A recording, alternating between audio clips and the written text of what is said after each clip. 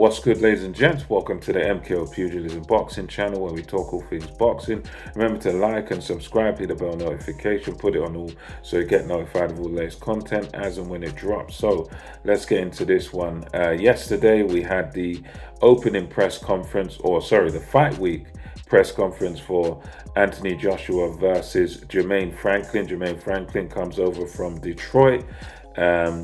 This was the press conference for the fight week. You're going to have the weigh-in, I believe, which will take place tomorrow, which will be Friday.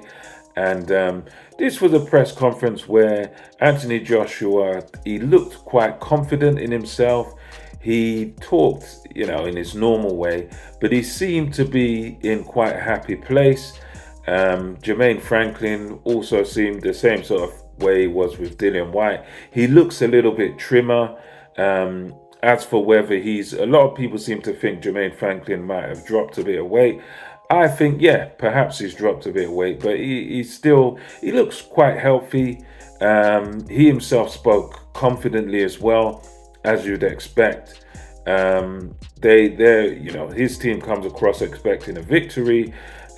Joshua was talking a lot about Derek James, how he doesn't want to let Derek James down, how Derek James really does spit the facts and spit the knowledge, and he was really sort of bigging up the coach, and he seemed to be quite motivated.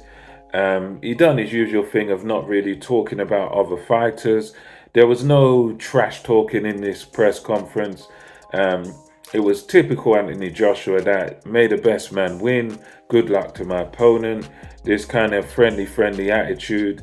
But he did sound confident, and he did sound like he's ready to go. He's ready. He was pretty much saying that, look, he can't wait to go. He wishes it was tomorrow. If we go by sort of what we hear at the press conference, we can say Joshua is definitely confident, and is going in there with a very positive attitude. As far as how Derek James gets on with him, it's going to be interesting. I think this is going to be kind of an acid test for their partnership as a team. They both seem to have a bit of chemistry together, Joshua and Derek James. Derek James, for his part, he was quite quiet, but he was quietly confident. He said some good things in there. He said that, look, I don't actually care how we get it, as in the victory, but I just care that we get it. So he comes into this also with the right sort of attitude. The idea being, let's just get a win, and however we get the win, we get the win. The win is the most important thing. As far as how the fight's going to go, to me personally, I get the impression that this fight is going to be a long fight. I've heard a lot of people making predictions and saying that if this goes beyond 6 rounds, then AJ should retire. If AJ loses, he should retire, all that sort of thing. And I understand that. I respect that opinion. But to me, I do think it will go beyond 6 rounds. Knowing AJ and the temperament around this whole thing, I'm going to say it probably does go long. I think this probably goes to either points or a very late stoppage. That's the way that I see AJ winning this, because I think Joshua he's not how he was before, where he's a bit more reckless and it's all about going for the kill. He's a lot more careful. He's a lot more concerned about what the other guy's throwing back at him. So I think Anthony Joshua is going to be very measured, and I think he's going to be patient in this fight. So for me, I just see this as a fight that is going to go long. I think this could go to about round 10 or whatnot. Or I wouldn't be surprised if this fight goes to points and Anthony Joshua outpoints Jermaine Franklin.